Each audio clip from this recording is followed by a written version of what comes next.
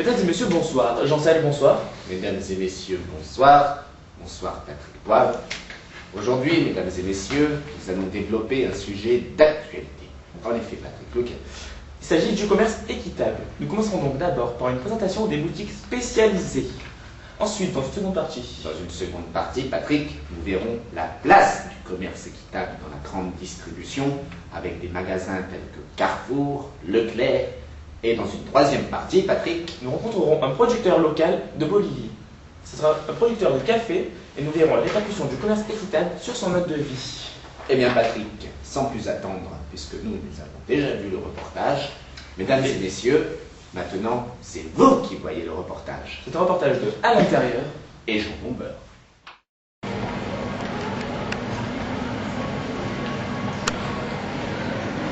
Alors bonjour monsieur, dame, bonjour à tous. Nous voici en direct de Toulon, Toulon-Ville, regardez ces petites ruelles.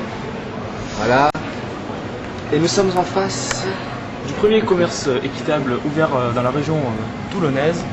Voici donc Ecomondo. Donc nous allons faire visiter ces établissements et interroger la gérante. Nous allons rentrer.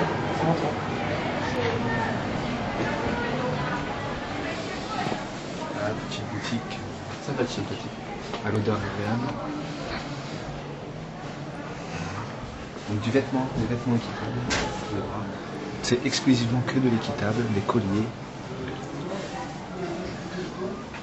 Il y a de partout l'Argentine. Regarde. Donc le rayonnage typique avec par pays. Très simple.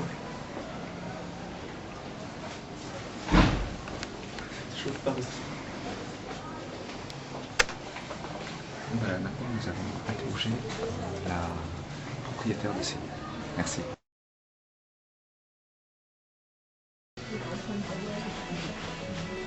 Voilà, le mélange alimentaire avec des fruits, du café.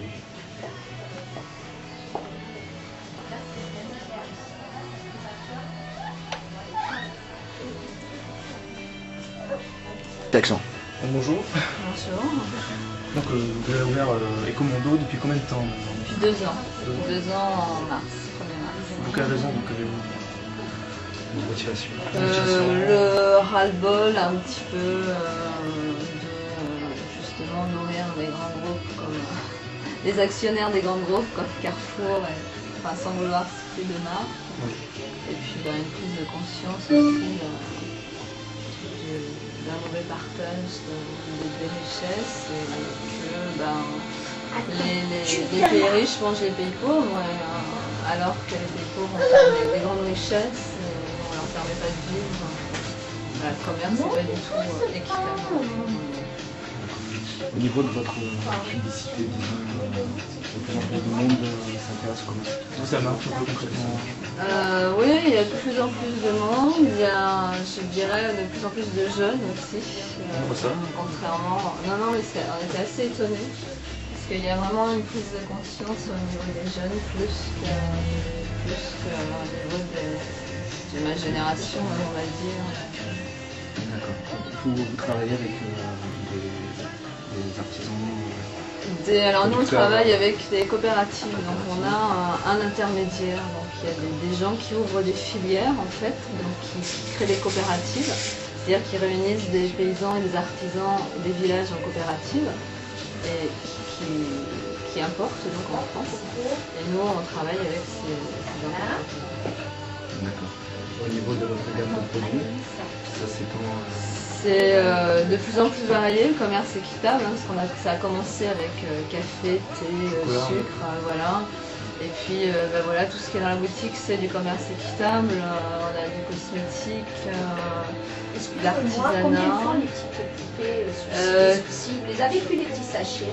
Si, je les ai là. Ils sont là. Ah, nickel. Je crois que c'est 4,95. Je peux vous confirmer si vous voulez. Non, mais allez-y, occupez-vous. Non, mais... Attends, c'est parti. Donc par rapport au prix, on dit que c'est relativement élevé, est-ce que ça fait pas peur aux gens justement? Oui, je pense que ça leur fait un petit peu peur. C'est effectivement c'est pas sur tous les produits, mais effectivement c'est un petit peu plus cher. c'est un petit peu plus cher, mais c'est pas plus cher que le bio non plus. Donc quand on considère qu'il y a quand même 90% des produits qui sont bio, qui ont de toute façon le label ou qui sont bio, donc c'est pas plus cher que le bio de toute façon. Vous êtes labellisé vous ici ou... Labellisé, en fait, on prend que les produits qui sont labellisés commerce équitable, non et puis maintenant, dans le commerce équitable, il y a du bio et il y a du non bio. Le bio, c'est aussi un label qui s'achète, donc il y a des coopératives qui n'ont pas les moyens d'acheter le label, mais bon, quand on voit du quinoa qui est cultivé à plus de 2000 mètres au Pérou, je pense qu'ils n'ont pas de toute façon les moyens d'acheter des pesticides. Donc, c'est de toute façon. Bon, c'est bizarre, relativement. La norme Max Havelaar, vous connaissez aussi. Ouais, c'est un labellisateur aussi, Max Havelaar. Alors c'est vrai que c'est le plus connu, mais il en existe plein d'autres. On va faire Trail et Transfert, je connais, je crois. Voilà, vous avez aussi Andine, vous avez Artisan du Monde. C'est un point de vente, ça. C'est aussi des labellisateurs. Une sorte de concurrence un peu, enfin d'entraide. Non, parce qu'ils ont vraiment chacun des pays spécifiques et des produits spécifiques, donc ça leur permet d'aller sur le terrain, vérifier un petit peu aussi. Et au niveau des répercussions justement sur le terrain, par rapport aux petits producteurs locaux du pays, est-ce que vous avez un lien direct avec eux? Non, malheureusement. C'est ce qu'on aimerait. Bon, on a les adresses des coopératives, on peut, hein, mais bon, ce qu'on aimerait vraiment, c'est effectivement aller sur place. Ouais. On a aussi, pour la plupart des produits, on a des fiches produits, donc de ce que reçoit l'artisan ou le producteur. Donc c'est vraiment transparent, pour une traçabilité sur les produits. Mais on n'a pas effectivement de lien direct avec les coopératives et les artisans. Donc aujourd'hui, pour faire partie d'un magasin commerce équitable, pour les producteurs, il faut des normes en fait, nous, on a monté une SARL, donc c'est une boutique comme une autre, sauf qu'on a décidé de vendre des produits issus du commerce équitable. Donc je pense qu'il y a des normes effectivement pour les producteurs, enfin pour ceux qui ramènent, les exportateurs plutôt. Mais bon, nous, on n'est pas tenus. Enfin bon, on est tenus puisqu'on est inscrit comme vendeur de commerce équitable, on est tenu d'en faire, mais on n'a pas d'obligation. Voilà. D'accord. C'est un choix. Voilà, c'est un choix de vendre des produits du commerce équitable. Et aujourd'hui, vous arrivez à vivre de votre commerce? Difficilement, non. Non. Pas de salaire, très peu de salaire, là, en 2 ans. Mais bon, il faut aussi compter environ 2 à 3 ans avant qu'une société démarre. Donc voilà, je pense que voilà, puis il y a beaucoup de choses à faire, beaucoup de publicité à faire. Là, on a un site qui est en ligne depuis quelques jours. Enfin, il faut vraiment se bouger pour que ça marche. Et l'adresse du site, éventuellement www.ecomondo.com. C'est un peu de publicité pour vous. Bien, encore merci beaucoup. Bah de rien. Merci à vous. Merci, en tout cas. Vous voulez... Bonjour, chers amis. Nous nous retrouvons maintenant devant le Carrefour Grand Var. Au Carrefour Grand Var, où nous allons voir au sein même des rayons la place des produits équitables. Est-ce qu'ils prennent une place importante, tout sont-ils mis de côté, passés en avant? Est-ce que vous essayez de découvrir? Est-ce que la grande distribution par le produit équitable ne veut pas juste redorer une image ou veut-elle vraiment faire quelque chose pour les petits producteurs? Est-ce que ce n'est pas forcément une mascarade? On va aller voir, on va vérifier tout ça. On va essayer de découvrir. Ah, vous nous suivez? Allez, on y va. Ça filme. Après de multiples recherches, nous avons enfin parvenu à trouver un rayon du commerce équitable qui est donc très petit. Regardez ici. Même Malango maintenant se lance dans le commerce équitable, une marque quand même assez réputée, ce qui est plutôt quand même pas mal pour les produits Carrefour. Après on a les MDD. Café, MDD. Voilà. Donc c'est assez un petit espace, il n'y a juste que du café. On va essayer maintenant de trouver... Petit espace au niveau du café, si nous disons... Pardon. On va essayer de trouver maintenant un peu d'autres produits dans l'alimentaire un peu, mais c'est tout ce que nous avons trouvé pour l'instant. Voilà. Si nous regardons au niveau des thés, par exemple, hein, il n'y a pas de produits... À première vue, il y en a pas. On voit pas aussi de grandes affichettes. Oui, on a à peine remarqué que c'était équitable, il a fallu que nous... Juste un petit logo, il n'y a pas de grandes affiches. faut avoir des grands yeux pour trouver. Continuons.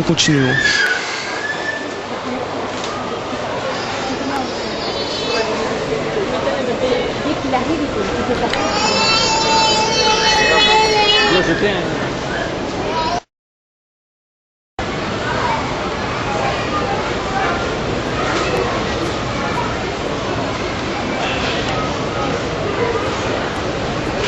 Donc voilà, tu peux remonter. Après des recherches, nous avons évidemment trouvé un rayon spécial réservé aux produits équitables que nous pouvons regarder juste derrière nous.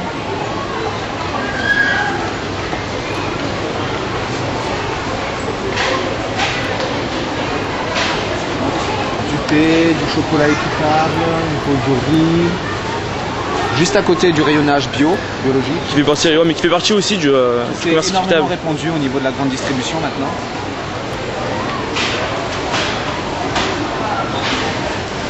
Cela dit, on peut quand même constater qu'avec la superficie du magasin, Une très Voilà. petite partie est réservée au commerce équitable. voilà ce qu'on Nous peut pouvons trouver que affirmer. pour le commerce équitable.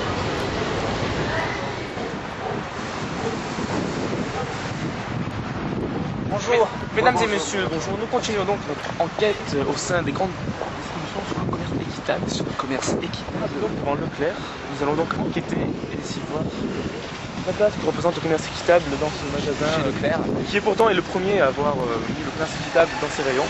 Mais tiennent-ils leur parole? Alors, Essayez de voir. Alors allons voir si Edouard, si Edouard il a fait une politique équitable. Hein, on y va. Dans le rayon commerce équitable de Leclerc, lui qui est le premier à avoir mis ses produits dans son rayon, voici la place qui prend à peine. Même à Carrefour, il y a plus de produits, plus de choix, il y a plus grand, mais vous le verrez d'ailleurs. Donc c'est tout ce que nous avons trouvé pour l'instant, il n'y a pas de textile bio, textile équitable. Donc, mesdames et messieurs, on peut voir que il porte la norme quand même Max Havelaar, mais que c'est la marque Alter Eco qui s'en occupe, ici. On peut voir qu'il y a de l'huile d'olive. Parce que nous ne l'avons pas vu là-bas, à Carrefour. Donc bon, c'est assez diversifié, on peut dire. Voilà. Toujours à côté de l'alimentation bio. Toujours mélangé, il est vrai. Par contre, l'alimentation bio représente beaucoup plus de place dans les rayonnages. Ouais, c'est carrément tout le long. Ouais.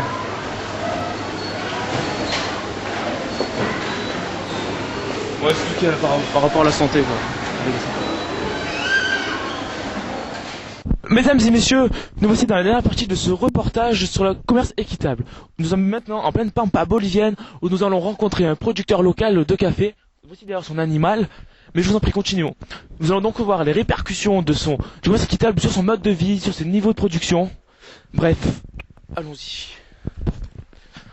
Hola amigo. Hola. Buenos dias. Télévision Sanchez. Alain, à l'intérieur pour la télévision universitaire de France. Rodrigo. Enchanté. Nous faisons un reportage sur le commerce équitable et nous voudrions vous poser quelques questions. Est-ce possible? D'accord. Donc pourquoi faites-vous partie du commerce équitable? Alors j'ai fait partie du commerce équitable puisque avant le commerce équitable il était très pauvre. Il gagnait $640 par an. Et il faut savoir que le seuil minimal de survie en Bolivie, il était de $840. Il était en dessous. Il n'arrivait pas, il travaillait, il n'arrivait pas à nourrir ma famille. Et lorsque j'ai fait partie du commerce équitable, je gagne $2000 par an. Pour moi, c'est un revenu supplémentaire qui me permet de vivre mieux. Voilà pourquoi. Merci. Deuxième question.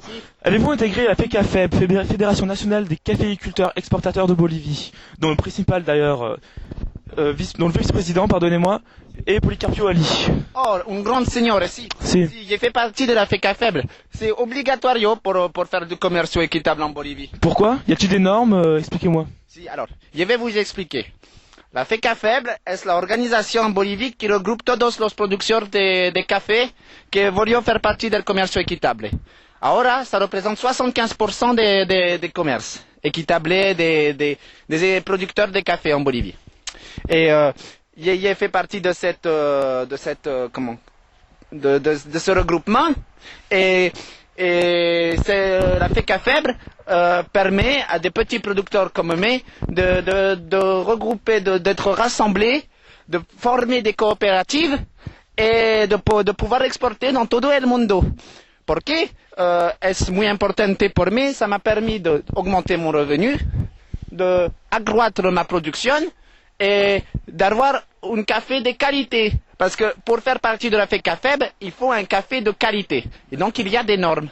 Et en faisant partie de cette fédération, nous, petits producteurs, on a reçu des subventions.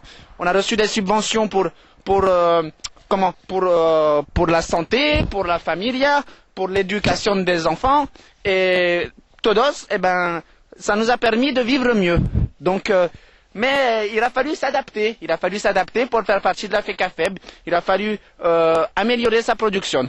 Donc, je suis très content de faire partie de cette organisation. Quelle était la principale difficulté au début de cette organisation? Savez-vous? Oui, si. La principale difficulté, c'est que avant, il n'y avait pas de commerce équitable. Il y avait des gros producteurs qui se partageaient le marché du café. Et ils ne voulaient pas que nous, petits producteurs, fassions partie de leur groupe. Et ils voulaient nous racheter, payer une misère. Et nous, on ne voulait pas. Et depuis la révolution des caféiculteurs de Mexico, ça nous a permis de pouvoir intégrer la FECAFEB. Et donc, ils ont été obligés d'accepter, notamment grâce à El Señor Ali. D'accord, merci. Un message personnel peut-être, avez-vous? Si. Oui, bien sûr. Buenos días. Alors, je voudrais vous dire que je suis un producteur de café et grâce au commerce équitable qui ne représentait pourtant que 1% du commerce mondial, je peux vivre mieux. Pour vous, ça représente 20 centimes de plus pour un paquet de café. Et pour moi, ça représente beaucoup, muchas. Et j'ai voulu vous dire que acheter équitable, pour moi, pour todos los productores, ça permet de vivre mieux. Mais il ne faut pas se leurrer. Il y a toujours des inégalités entre les pays riches et les pays pauvres. Mais si on ne fait rien, rien ne sera fait. Et grâce au commerce équitable, a Max Havlar, a todos des personnes qui vogliono que vivre mieux, le monde évolue, même petit à petit. Voilà. J'ai voulu dire tout que ça. Et je suis très contente que vous venir de France m'interroger. Mais de rien, je vous en prie. J'espère que ça va évoluer plus pour moi et pour todos los producteurs. On espère pour vous. Si. En tout cas, merci de nous avoir accordé un peu de temps. Je retourne travailler. Allez-y. Rodrigo, au revoir. Au revoir, comme on dit chez vous. Au revoir, c'est ça. Ciao. C'est la fin de ce reportage. Merci d'avoir suivi avec nous ce reportage. À vous le studio. Merci Alain, merci à l'intérieur pour ce reportage magnifique au sein de la Pampa bolivienne à la rencontre de ce petit producteur local. Petit producteur Rodrigo, très sympathique. En effet, producteur de café. C'est donc la fin de ce dossier. Ouais, qu'avons-nous vu, cher bien, mon cher Patrick, dans une première partie, nous avons vu une jeune femme impliquée dans son travail. Une jeune femme qui cherche vraiment à réduire les inégalités entre les pays riches et les pays pauvres. Une jeune femme qui, pour elle, le commerce équitable ne signifie pas profit. Pour elle, ça vient du cœur. Et dans une seconde partie, en revanche, nous avons vu que la grande distribution, mon cher Patrick... Eh bien, cherche seulement à redorer son image sociale. En effet, le produit équitable prend très peu de place dans le rayonnage des magasins. De plus, il y a peu de signalisation. Et pourquoi?